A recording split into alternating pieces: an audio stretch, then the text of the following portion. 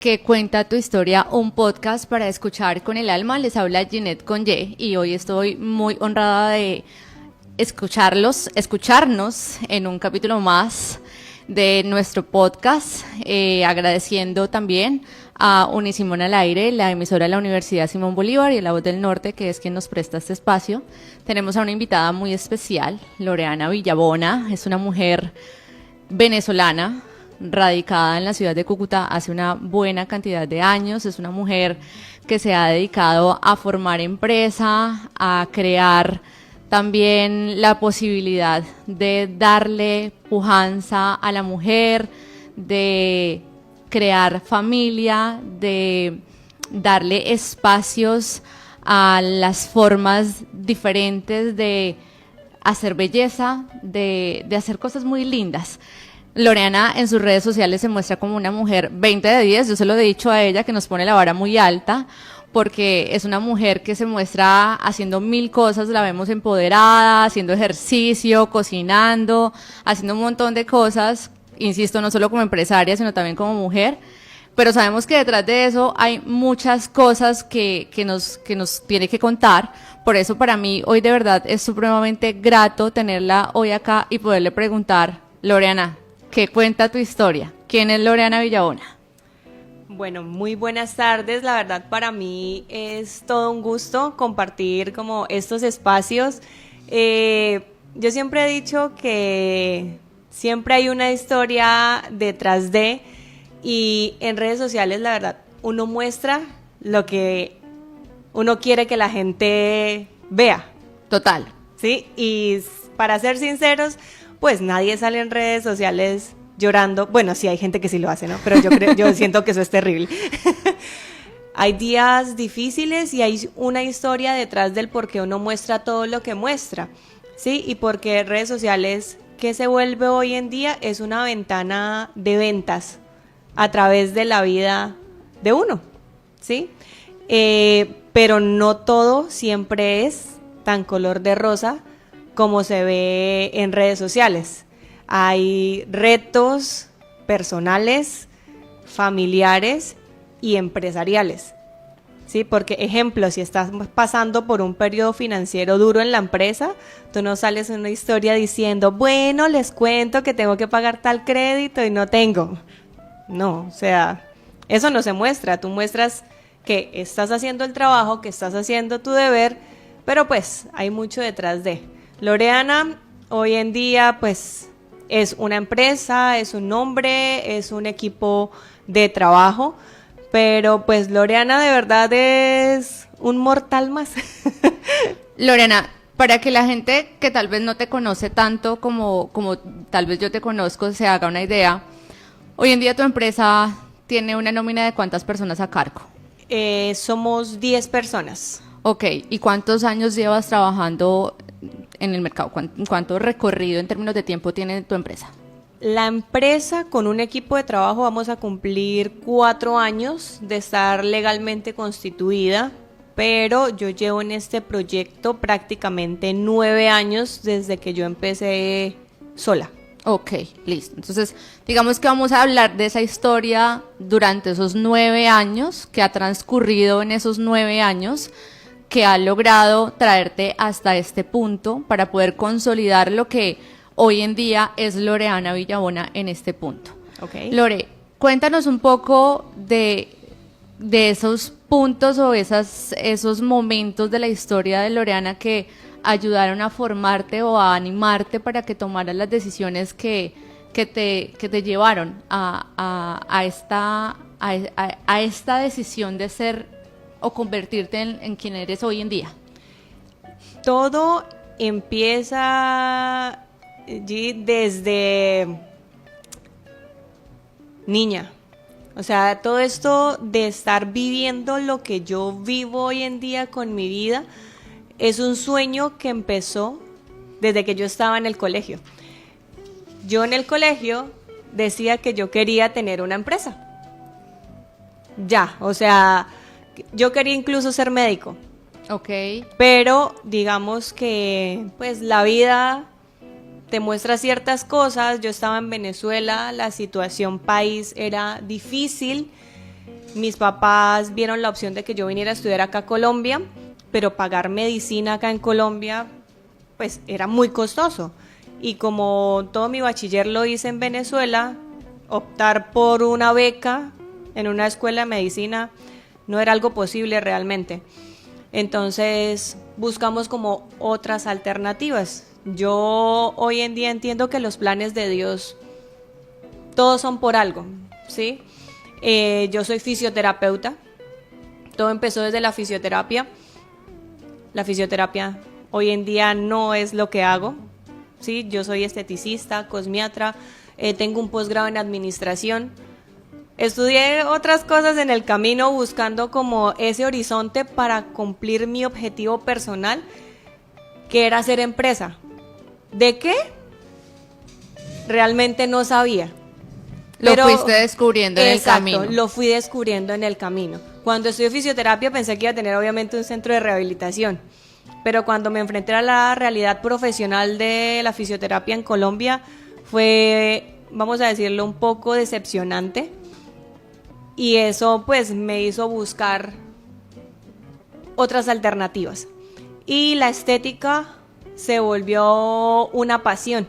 Y eso que antes yo por lo menos todo el tema de belleza y demás, yo lo veía algo como muy de vanidad.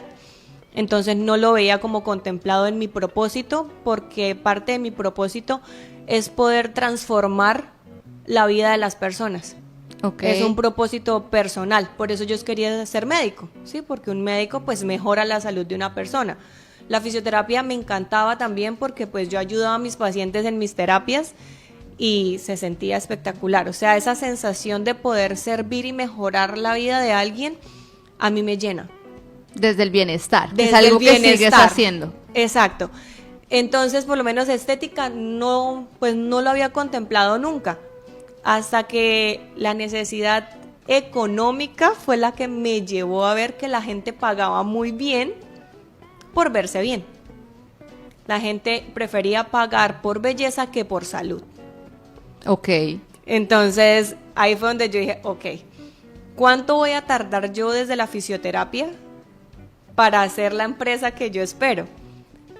El camino de la estética me va a llevar a ese resultado en menos tiempo. Entonces ya ahí todo se transformó no solo en propósito, sino en número, porque pues yo tenía como mi visión de lo que yo quería, y mi carrera, aunque me apasionaba, y yo la verdad de pasiones tampoco vivo. A mí me gusta apasionarme, pero que eso me genere obviamente una rentabilidad. Claro. Sí, o sea, es mi realidad y así aplica para todo lo que yo hago. Yo todo lo hago con propósito, con amor, pero que también obviamente tenga una retribución financiera. Entonces la estética me mostró que podía ser un camino, y cuando conseguí la transformación de un paciente en el cual no iba a una entrevista de trabajo porque se sentía muy mal por cómo se veía y no había tenido trabajo, y cuando empezó a atenderse conmigo por secuelas de acné, le mejoró tanto su autoestima que empezó a salir a comer, a trabajar y a todo, y yo dije, yo puedo también impactar las personas desde la belleza. Claro, por eso te digo que igual no estabas tan lejos del bienestar. Exacto, pero no sabía que podía llegar de verdad a impactar y a mejorar tanto el bienestar de una persona a través de lo que llamamos su físico. No lo encontrabas tan directo. Exacto, porque en ese momento yo pensaba que la estética era como, ay, no, pues cositas como, ay, para verse. Más banal lo veía. Sí, exacto, o sea, como que no, yo me quiero ver más mamacita, esto y lo otro, pero nunca lo había visto como lo veo hoy en día, y es que mi paciente llega a la cabina con un problema de acné, de manchas, y es un problema de salud. Lo que pasa es que no lo ven así. Claro. Pero es un problema de salud, hay que hacer cambios en estilo de vida, hay que hacer un montón de cosas, y que es hasta un más problema complejo. de su autoconcepto. Exactamente, entonces ya no es solamente como un problema de piel, ya no es como un problema de hábitos como tal, ya entra también todo el tema del autocuidado y eso lleva un trasfondo psicológico. Claro. Entonces ahí llegaban los pacientes, se ponían a llorar en consulta, que tenían ansiedad, que tenían estrés, que no querían ir al colegio, y yo, ok, o sea, lo que hay detrás como de esa estética que yo veía como muy banal, la verdad era como mejorando Un universo. la calidad de lo que la persona veía en el espejo, mejoraba su autoestima y eso generaba un cambio social. Entonces realmente yo dije, aquí es. Lore, ¿hay algún punto particular que tú lo recuerdas como un antes o un después? O sea, un momento así que tú digas, este fue un punto particular que como que quebró el proceso. Va a ser muy curioso, porque ese antes y después llegó el año de la pandemia. Y fue la pandemia la que marcó un antes y después de lo que somos y lo que es la empresa hoy en día. Porque la pandemia, pues para muchos tú sabes que fue como encierro, se quedó la gente sin trabajo. Para mí cuando me encerraron de lo que yo hacía, me hizo buscar, bueno, ¿y ahora qué hago? ¿Cómo me reinvento? La palabra de la pandemia. Sí, ¿qué hago? ¿Cómo reinvento ahora? Y empecé pues a trabajar mucho más en el tema de las redes sociales, la creación de contenido, y empecé como a trabajar mucho más en esa esfera del marketing digital, la asesoría de skincare, la venta de productos. Hoy en día pues tenemos un inventario de productos dermatológicos que antes no lo había contemplado. Yo hago consultas en línea a cualquier parte del mundo y eso lo empecé a hacer también en pandemia. Y en pandemia entendí que también esto es una necesidad del ser humano, el autocuidado. Cuando salimos de la pandemia, del encierro total, yo me pregunté, ¿será que la gente sí viene a hacerse un tratamiento si esto no es de primera necesidad? Primero es el mercado, el colegio, siempre lo digo, el vestido, o sea, una limpieza facial o algo, pues nadie lo ve como una prioridad. Exacto, si no me hago un facial me muero. No. Era lo que tú pensabas. Exacto, pero resulta que cuando se abrió el tema de las citas para los pacientes, así como que atendíamos 1 al día, 2 al día, la gente no veía la hora de salir de su casa. O sea, ¿por qué crees que pasó eso? Era el escape. Era ese escape y todavía lo es para algunas personas. Claro, era una cita con uno. Exacto, es como ese espacio donde no es para mí. El spa, por favor. Exacto, o sea, yo voy, así sea un facial que me duele porque me están sacando los punticos negros, es un espacio para mí, donde va y charla con la terapeuta. Es más, o sea, muchos de mis pacientes yo les digo, ustedes vienen más es por la terapia psicológica que por el facial. Sí, porque es un espacio donde se desahogan, hablan, lloran, o sea, yo ahí en ese cuarto... Lloramos porque nos torturas, Loriana. Bueno, sí, también, pero por muchas otras cosas. Y ha sido pues maravilloso hacer una comunidad muy linda, en su mayoría de mujeres, ¿sí? Que abren no solamente el cuidar su piel, sino muchas veces su corazón y todo conmigo. Ok, es decir que a ti la pandemia te sacudió tanto y te obligó tanto a pensarte en nuevas formas y en nuevas estrategias que te hizo crear nuevas cosas. Creo que eso es una habilidad grande de los empresarios y los emprendedores, ¿no? La capacidad para readaptarse a esas circunstancias difíciles, ¿no? Da una reto. Muestra de cómo adaptarse. Es que es un reto y no creas, ser emprendedor y empresario se vuelve es como una habilidad que uno entiende que como que no todos lo desarrollan o están preparados para. Lo estoy empezando como a entender hasta ahorita porque yo siento que todo el mundo lo podía hacer, o sea... No, todo el mundo, pues yo creo que no todo el mundo es bueno para las mismas cosas. Claro. Sí, cada quien tiene sus habilidades. La humildad. Sí. ¿Qué ha sido lo más difícil, Lori? Conformar equipos de trabajo sólidos ha sido un reto. pero en el que siento que me ha ido muy bien. Porque más que consolidar el equipo, ¿sabes cuál es el reto más grande? Gestionarse uno a sí mismo en el proceso. Ok. O sea, uno como líder de una empresa, primero se tiene que aprender a gestionar uno. Ok. Cuando uno se aprende a gestionar como líder, aprendes a gestionar tu equipo. Yo aprendí primero a gestionar mi ira, Wow. porque yo decía, yo no puedo explotar con mis trabajadoras cuando algo de repente no sale bien. ¿Sí? No es la forma de liderar. Qué importante eso. Uno lidera al equipo bajo el ejemplo. ¿Sí? Y eso hace que para mí sea más sencillo, si hoy algo sale mal, yo poder llamar a una de mis colaboradoras y tener una conversación sin importar la gravedad del asunto y darle una solución.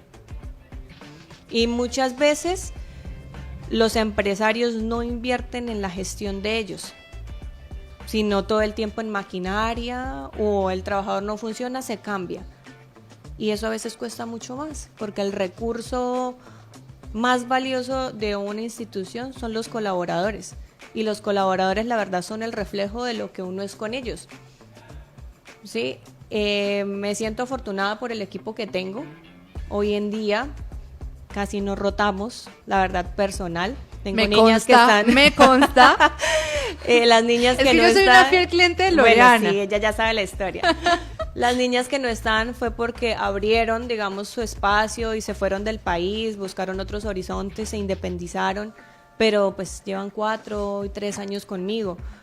Y ese reto de generar estabilidad, sí, era lo que me parecía más difícil, y la verdad lo es, porque cuántas estéticas tú no ves que montan y a los 2 meses tú pasas y ya está vacío.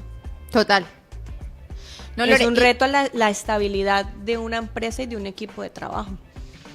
Y me parece supremamente valioso lo que estás diciendo, y creo que además es muy profundo, ¿no? Lo que nos comentas de esa necesidad de trabajarse primero a uno mismo. Y creo además que es algo que se aplica para los liderazgos de todos los sistemas, no únicamente para los liderazgos de los sistemas organizacionales. Para todo.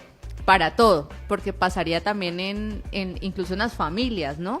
Que ahora vamos a hablar de eso, ¿sí?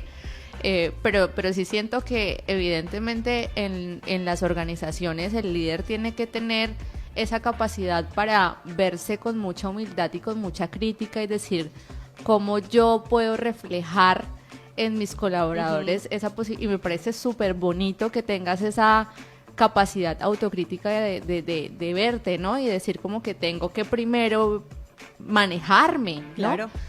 Y bueno, ¿y cómo haces ese trabajo, no? O sea, ¿cómo reconoces tus emociones? ¿Vas a terapia? ¿O cómo manejas ahí ese tema? Empezando, yo siempre he sido partidaria de que uno tiene que vivir etapas, ¿no? Y cómo llegué a esa etapa, de ejemplo, del jefe que no quería ser, porque fui empleada de alguien, y yo cuando vi ese tipo de jefe, yo dije, ese es el jefe que yo no quiero ser. Uh-huh. Pero también sabía la clase de persona que yo era en ese momento, ¿sí? Uno tiene que aprender a ser autocrítico y darse cuenta cuáles son esos pilares donde uno falla, ¿sí? Y no precisamente para decir, no, lo voy a mejorar y voy a cambiar por completo, y más en el tema de las emociones. O sea, uno tiene que aprender a gestionarlas, ¿sí?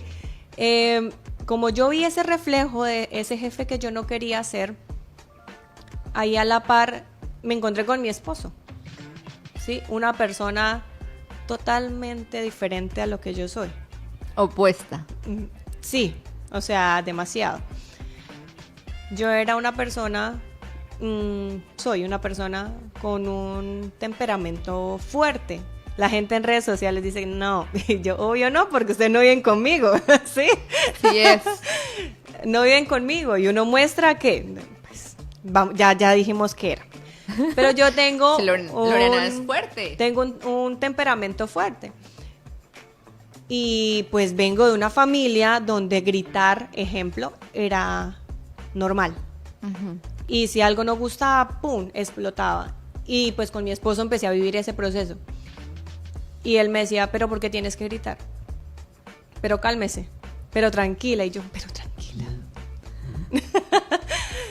Sí, tuve que hacer terapia para aprender a gestionar, respirar, a gestionar todo eso que aunque me incomode, no tengo por qué explotarlo de una vez.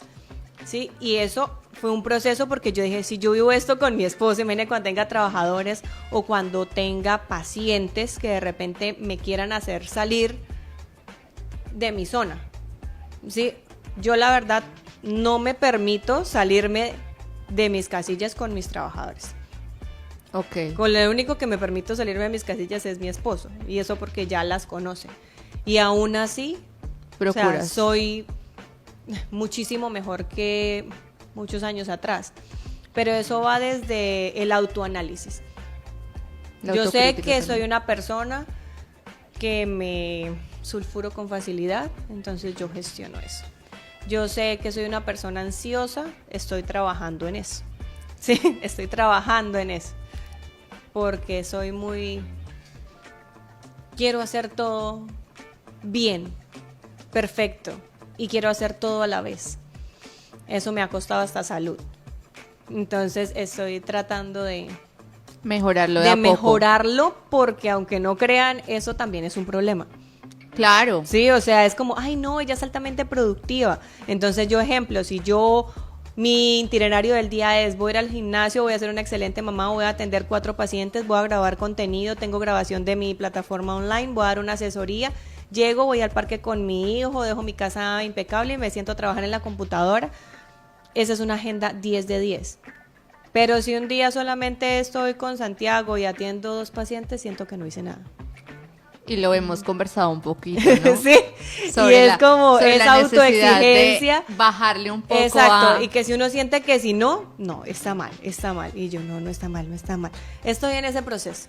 De comprender que hasta el descanso es válido. Entra en eso, en ser productiva descansando. Claro. Sí, pero no, todavía no he llegado a ese punto, así que sigamos, por favor. Lo estoy intentando. Todavía nos faltan, hay que desbloquear esos niveles en terapia. No, todavía no. Lore, llega tu hijo y todo se transforma, me imagino yo. ¿Se transforma de qué manera? Cuéntanos un poco cómo es esa experiencia retadora de ser una mamá que también es empresaria. Bueno, cuando Santiago nació, mi hijo fue ultra planeado, así como yo todo lo que planeo. Hasta mi hijo fue muy planeado. Yo dije, yo no voy a quedar embarazada por lo menos hasta los 30. No voy a tener hijos hasta los 30. Bueno, sí. Quedé embarazada a los 31. Lo conversamos. Todo fue planeado, medicina prepagada, todo súper estructurado para que todo saliera perfecto. Yo decía, sí, el niño nace, tal, él es ahora mi prioridad. O sea, en mi mente yo tenía un organigrama de cómo iba a ser todo. Él es la prioridad ahora, ya yo no soy la prioridad, sí, bueno, en fin. El control lo tengo. Sí, o sea, yo tengo el control de mi mente, pero pues yo sé cómo va a ser eso, que ya ahora es todo él, Cuando Santiago nació, el hecho de que a mí me encerraran en un cuarto a dar teta todo el día, y era lo único que hacía. Una cosa era que yo lo pensara, otra cosa fue vivirlo. Y hay mamás que se lo disfrutan un montón y están súper felices. A mí me dio de la patada. Yo me la pasé chillando todo el tiempo porque duraba hasta 2 horas sentada dándole pecho al bebé. ¿Y tú no el bebé lloraba si lo despegaba. Y yo no concebía de productividad en ese momento, mi mood de productividad como mamá lactante, exclusiva, poscesárea, 48 horas. No, o sea, mi mente ansiosa de productividad no veía eso como ser productiva. Me dio depresión postparto. Lloraba mientras almorzaba, lloraba mientras me bañaba, lloraba porque lloraba. Yo lloraba llorando, o sea, yo decía, ¿por qué estoy llorando? Se supone que tengo a mi hijo Tengo muchas razones para las cuales debo estar feliz. Sí, o sea, yo tengo que estar feliz y agradecida porque mi hijo está bien, porque yo estoy bien, porque puedo estar en mi casa, porque la empresa sigue funcionando, porque tengo un círculo de apoyo. Entonces yo, ¿por qué estoy llorando? O sea, yo no puedo estar triste. Claro. Y no, yo lloraba. Yo lloraba porque me sentía mala madre, porque ese vínculo que le dicen que uno tiene uno con su bebé recién nacido y tu amor de por todo así, todo por él y para él y está súper feliz, no lo viví. Entonces lloraba y me sentía mala mamá por eso. Yo decía a mi hijo, ¿qué es esto que se ganó mi hijo? O sea, una mamá que llora porque él nació. O sea, eso era lo que tenía en mi mente. Y mi mente también me decía, tranquila, Loriana, esto es temporal, pero no lo asimilaba. Yo salí a los 42 días de dieta a atender paciente. Completica la dieta. Sí, o sea, completa la dieta y me fue a atender pacientes como un mecanismo de liberación. O sea, era como terapéutico para mí ir a trabajar. Pero también salí a trabajar, entonces empezaba con la culpa de que no fui capaz de quedarme un poco más de tiempo con el niño. Fue un proceso difícil. Y el amor con el niño se fue transformando en un proceso de aprender a ser mamá y empezar a descubrir una versión mía que uno no conoce. O sea, literal es una versión totalmente nueva. Yo creía que era ultra productiva antes de ser mamá. Porque yo hacía muchas cosas, yo no perdía el tiempo. O sea, para yo decir, no, es que yo me la pasaba por... No, yo no perdía el tiempo antes de tener a mi hijo. Yo estaba trabajando, enfocada en una cosa, la otra, entrenando. En fin, nació mi hijo y yo decía, claro, él nace y son las actividades de ser mamá más lo que ya hacía. Yo sentía que, ¿y ahora qué pasaba todo el día y yo era solo con el niño? Son etapas y periodos normales, pero uno como mamá a veces no lo acepta y más por la presión social, de que uno ve socialmente que todo el mundo está feliz cuando llega un bebé a la casa. Sí, vamos a lo mismo, en redes se muestra todo lo que lo que uno quiere que vean y yo, no, las mamás son felices cuando los bebés nacen y yo, ¿por qué no? Bueno. Claro, las expectativas. La expectativa de que quería hacer lactancia exclusiva y tuve que darle tetero. Tenía muchas expectativas súper altas que la verdad no todas se cumplieron. Hoy en día hago todo lo que hago con el niño. Ya esta nueva versión mejorada del yo es una mamá que trabaja. Ahora siento que yo digo, no, uno es súper pro. O sea, era pro antes de ser mamá y ahora yo digo, soy súper pro. Pero es una versión mía que se fue redescubriendo en el proceso. Y creo que a todas les pasa. Santiago va a cumplir 2 años y apenas me estoy sintiendo cómoda y me estoy sintiendo como yo otra vez. Porque hasta mi forma de vestirse cambió. O sea, yo veía toda mi ropa y yo me la ponía y yo decía, no, yo ya no soy esta, o sea, no me siento bien, no me siento cómoda con mi cuerpo, que fue otro proceso pues para mí muy duro, y eso que yo entrené todo el embarazo y para los ojos de todo el mundo, yo tuve el bebé y quedé como si nada. Sí, quedaste como si nada. Ve, ella también lo piensa, pero yo no. ¿Por qué? Pues porque uno se ve en el espejo, literal, sin ropa, y uno se da cuenta qué cosas cambiaron, ¿sí? Entonces, fuerte, Lore. es otro proceso y pues yo quedé con secuelas de mi embarazo, quedé con una hernia lumbar, con dolor crónico que apenas empezó a mejorar hace como 2 meses atrás. Entonces fue 1.5 años con un dolor crónico que no me dejaba entrenar, tuve que hacer un proceso de recuperación para el dolor, ¿sí? Entonces eso me frustraba porque mi liberación es entrenar, montarme mis pesas y padecer, eso a mí me libera. Y no puedo hacerlo porque venía con un dolor residual del embarazo y la hernia que el embarazo me dejó. Entonces lo único que me liberaba no podía hacerlo. Entonces eso me generó otra cadena de frustraciones, ¿sí? Y la gente, no, está súper bien, y yo, no estoy bien, me siento fea. Y me sentía, y yo veía y yo decía, no, pues no estoy tan mal, no, pero sí estoy horrible. Y uno se da palo durísimo. Ah, no, uno sí, este gordito. No, y lo peor del caso, ¿sabes qué? Que yo criticaba mi cuerpo de antes de ser mamá. Uno nunca está conforme. Un nivel de autoexigencia absurdo. O sea, yo ahorita veo mi cuerpo de antes de ser mamá y yo digo, amiga, por favor, ¿de qué te quejabas? Total. Pero pues ha sido un proceso bonito. Uno tiene una versión mejorada de uno después de que llegan los hijos, porque estrena un amor que uno no conoce. Y uno empieza a hacerlo todo y a caminar todo es pensando en ellos. Yo ahora todo lo hago es pensando en él, pero ahora estoy aprendiendo algo nuevo y es maternarme a mí misma. ¿Cómo es eso?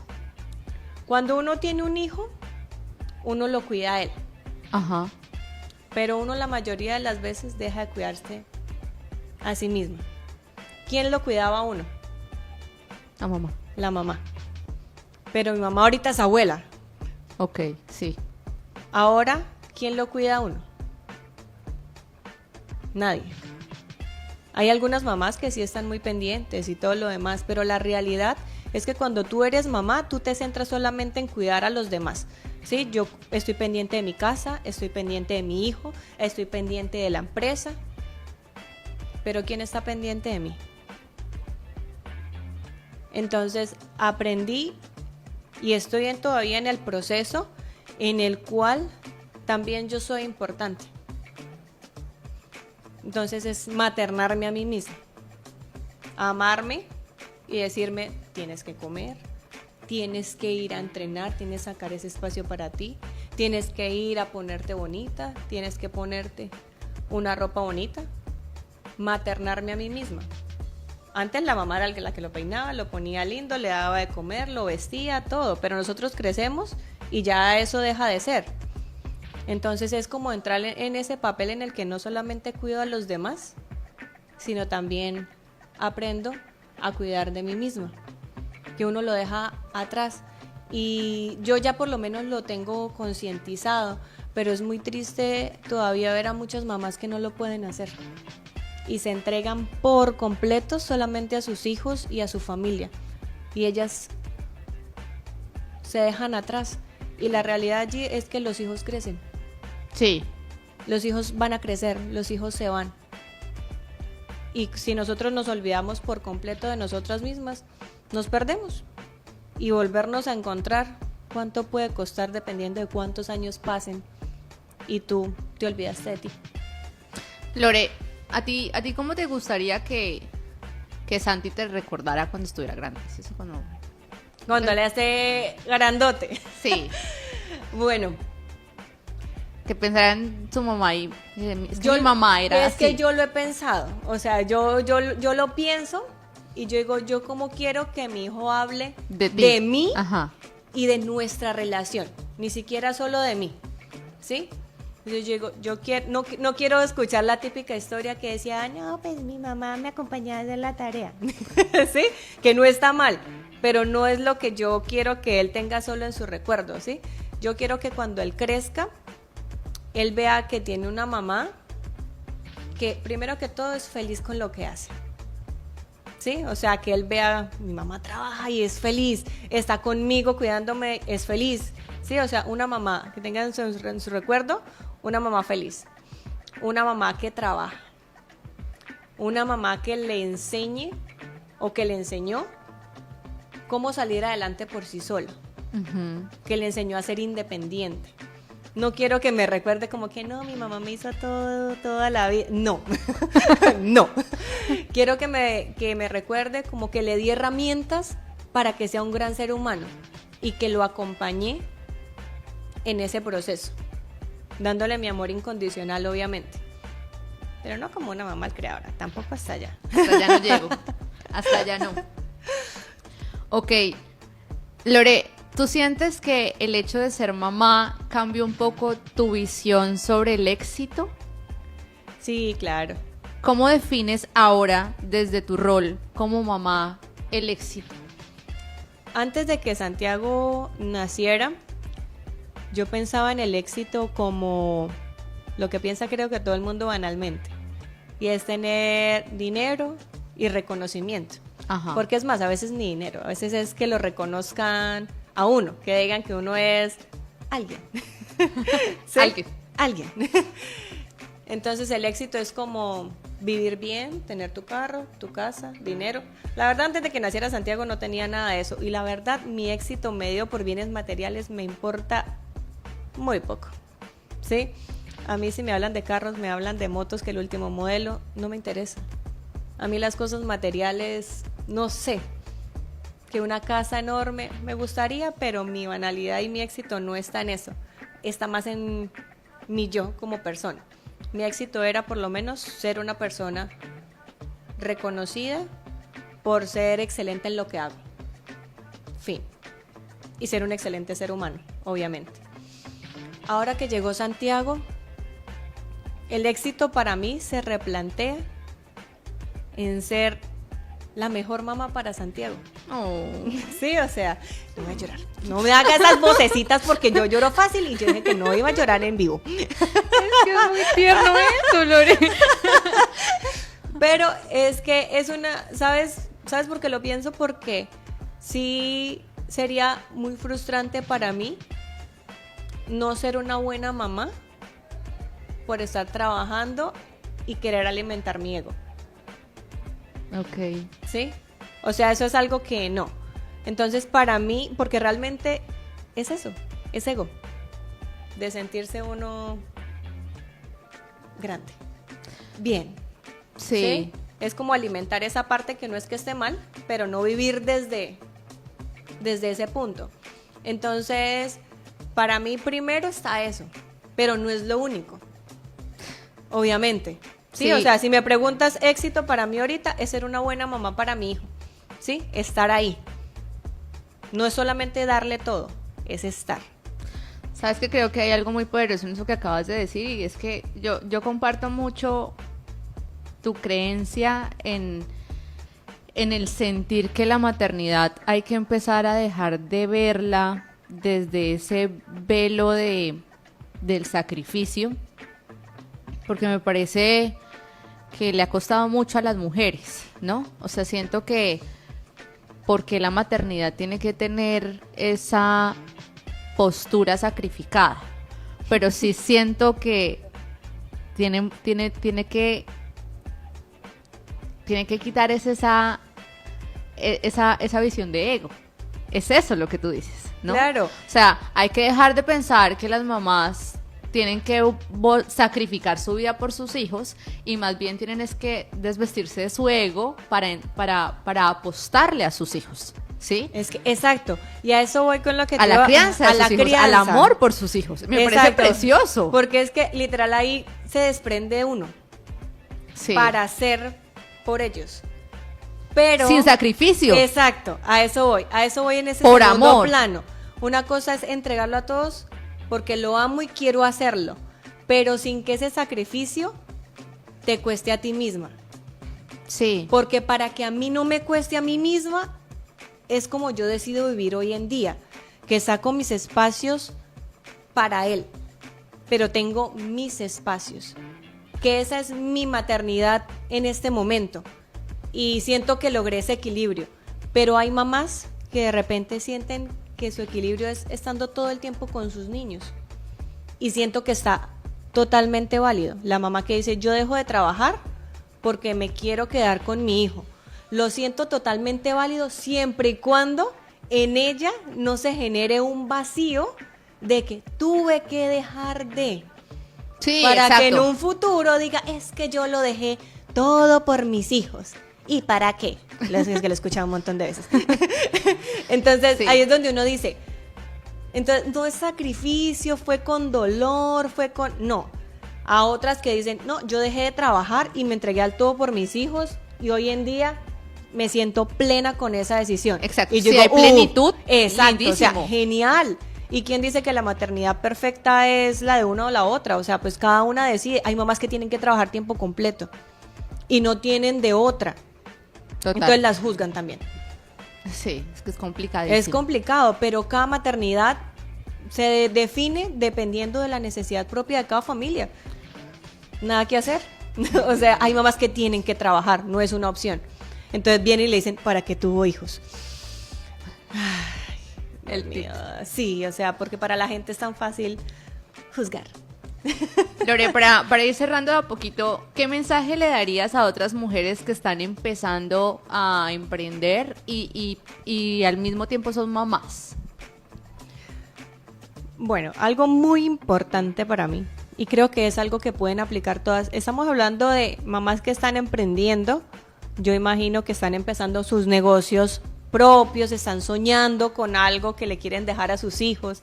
Bueno, cuando empecé a pensar en quedar embarazada, era porque yo decía, ay, ahora yo estoy montando esto, ¿y qué? ¿Para quién? Todo mi imperio, ¿a quién Todo se lo voy mi a imperio, dejar? ¿a quién se lo voy a dejar? Que es que ahora ya tengo a quién, ¿ve? Ahí surgió el propósito de tener un hijo. Claro. ¿Ve? Todo a su tiempo. A esas mamás, ¿qué les puedo decir? Primero que todo, y que para mí es súper importante, organícense. Eso es... No os voy a decir como decía una joven de 20, el día tiene 24 horas para todos. Alguien de 20, o sea... A uno con mamá, empresa y todo, las mismas 24 horas, a ver. No. No, son las mismas actividades cuando estamos de 20 ahorita, pero la organización del tiempo es esencial. ¿Por qué? Porque si queremos estar en las dos cosas, como me pasa a mí, hay ciertas horas y ciertos días y ciertos momentos que son puntuales para cada tarea. Ejemplo, yo soy para Santiago hasta las 7 de la mañana, que lo dejo listo. Otro ratico es de 8:30 a 9 mientras desayuno. Y todos los días es igual. Y llego al almuerzo. Y después de las 5 de la tarde me voy para el parque con él. Hoy fue una excepción para poder estar acá. ¿Sí? Pero eso son excepciones. Normalmente en mi agenda están como las horas con él. Y están las horas para el trabajo. Pero si no se organizan y esperan a que todos los días a ver cómo fluye, es demasiado exigente poder gestionar un negocio y una empresa rentable y llevar una maternidad presente al mismo tiempo. Es muy desgastante. Lo vivo, o sea, es un desgaste físico y es un desgaste mental muy duro. Sí se puede, porque las mamás todo lo podemos. Pero no quiere decir que va a ser fácil. Entonces la organización siempre va a ser clave. Organización de tiempos para los bebés, tiempos para el negocio, que muchas veces van a ser en la noche cuando el bebé se duerme, y tiempos para uno mismo. Porque nos centramos en negocio y en trabajo y nos dejamos en serio nuestro tiempo. Yo por lo menos voy al gimnasio, habrá una que le guste ir a yoga, otra que trotar, otra meditar, otra leer, bueno, lo que sea mejor para cada uno. Ese poquito de tiempo en el día también no les puede faltar, porque eso las va a nutrir para poder rendir en lo demás. La organización. La organización siempre va a ser clave. O sea, yo tengo por lo menos mi agenda de la semana. Yo sé qué actividades tengo todas las semanas, entre consultas, reuniones, grabaciones y el tiempo del niño. Lore, y de forma general a los emprendedores y a quienes están empezando a crear empresa, ¿qué consejo les darías? Bueno, siempre les doy el mismo consejo porque la verdad siento que es como el más importante para quienes están iniciando en este mundo de emprender y crear empresa, es la disciplina y la constancia con las cosas que hacen, ¿sí? Los frutos de una empresa no se ven al año, no se ven a los 2 años, ¿sí? Yo voy ya para 4 años de la empresa legalmente constituida y todavía estamos apenas terminando como los cimientos de la estructuración de una organización y yo llevo 9 años trabajando en esto. Y ahorita pues la gente ve como toda la estructura montada, pero detrás de eso hay mucho trabajo, que el típico insistir, insistir y jamás desistir, ¿sí? Entonces la disciplina y el intentarlo una y otra y otra y otra vez y el trabajo extra siempre va a ser la clave para que tengas un buen resultado. No vas a tener un resultado de crecimiento de la noche a la mañana, ¿sí? Necesitas hacer las cosas incluso cuando no las quieras hacer. Disciplina. Disciplina. Que hoy no quiero grabar, tiene que hacerlo. Tiene que crear su contenido. Que no, es que hoy tengo hacerlo así no quieras hacerlo. Esa es la clave. Porque es que muchos se pierden en el proceso porque se empiezan a cansar o están aburridos o, ay, es que hoy estoy triste, hoy no quiero hacer nada. Hay que hacerlo. ¿Sí? Lore, en estos 9 años que tú nos dices, desde el momento donde tú iniciaste, en esos 9 años, ¿hubo algún momento, o bueno, en algún momento pensaste en renunciar? En decir, no la logro, o sea, ya, no más. Cuando inicié, siempre el inicio siempre va a ser más duro. Porque tú, por ejemplo, en el punto donde yo estoy, así tengo un momento difícil, yo no voy a tirar por la borda ya todo lo que monté. Pero cuando tú estás empezando y tienes poco que perder, es más fácil tirar la toalla. Entonces, cuando yo estaba empezando, recuerdo el primer consultorio, no daba. Y pagaba un arriendo de 350,000 pesos en la habitación que estaba. ¿El del gimnasio o cuál? En el gimnasio. Y no daba. Mis otros trabajos me pagaban el arriendo del primer consultorio porque el consultorio no producía 350,000 al mes. Y mi mamá me dice, venda eso y siga metiendo hojas de vida. Menos mal, Lore, necia. Y yo para atrás ni para agarrar impulso, porque qué vergüenza. Team necedad. Sí, y yo no. Y ahí, la verdad, era muy fácil tirar la toalla. Decir, Claro. bueno, pues ¿quién me conoce? ¿Quién me va a ver pasar la pena? Pues nadie, mi mamá. Y yo dije, no. Insistir, persistir y jamás desistir. De ahí te pasaste por el ¿Por qué? apartamento. Porque todo va en pro de un objetivo. Sí. Si tú tienes un objetivo, el objetivo se vuelven pequeños pasos. ¿Sí? Porque ese objetivo salió de un sueño. Y yo soñaba súper grande. Y ahí estaba como en el nivel junior. Entonces yo decía, si no puedo con esto, que es tan pequeño, Dios te da lo que eres capaz de gestionar en ese momento. ¿Sí? Dios no te da sueños que tú no eres capaz de lograr. Y Dios no te da recursos que no eres capaz de administrar. Entonces hoy en día cuando siento que no voy a poder con algo, digo, si Dios me dio esto es porque me va a dar las habilidades para gestionarlo. O sea, Él me ha preparado para estar aquí donde estoy. ¿Sí?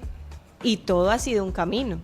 Entonces cuando alguien me dice, no, es que yo quisiera tal cosa, yo siempre les digo, Dios no les da las cosas para las cuales no están preparados.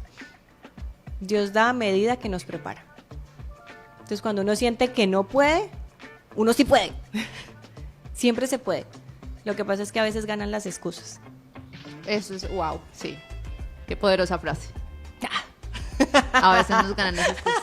Lore, ya, para terminar, ¿qué le dirías a la Loreana de hace 9 años, la que comenzó hoy, esta Loreana de hoy? ¿Qué le diría a esa Loreana que de pronto tenía un poquito de miedo hace 9 años? Pues precisamente eso. Le diría que no tuviera miedo, pero es que el miedo de esa Loreana la impulsó.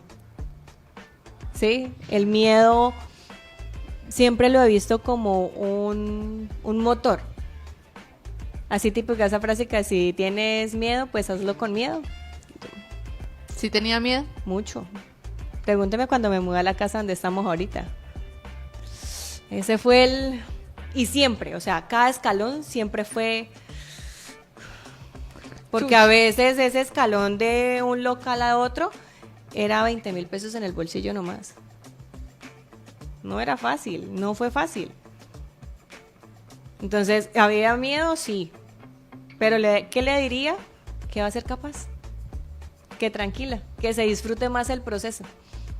Porque uno muchas veces no se disfruta los procesos pensando en el adelante. Siempre pasa. Lore, qué placer ha sido tenerte hoy acá. Muchísimas gracias, de verdad. No, el gusto es mío. A mí siempre me gusta contar la historia. Y eso que la historia es muy larga, pero pues hacemos resúmenes. De verdad, ha sido un verdadero placer tenerte hoy acá. Esperamos que todos ustedes hayan disfrutado tanto como yo escuchar la historia de esta mujer valiente que a pesar de el miedo que en su momento tuvo y probablemente sigue teniendo,